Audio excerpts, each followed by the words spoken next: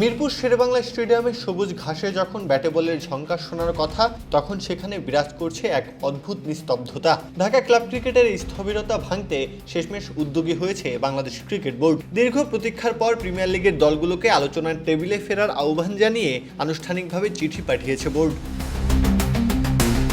বিসিবির অধীনে থাকা ক্রিকেট কমিটি অফ ঢাকা মেট্রোপলিটনস আগামী 8 এপ্রিল মিরপুরে এক বিশেষ সভার আয়োজন করেছে। ক্লাবগুলোর কাছে পাঠানো বার্তায় মূল এজেন্ডা হিসেবে রাখা হয়েছে লিগ শুরু চূড়ান্ত সময় নির্ধারণ এবং খেলোয়াড়দের দলবদলের প্রক্রিয়া।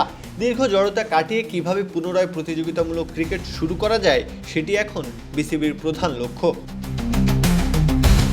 দেশের ক্রিকেটে এই মরুভূমির মতো শুষ্কতা অবশ্য একদিনের তৈরি হয়নি।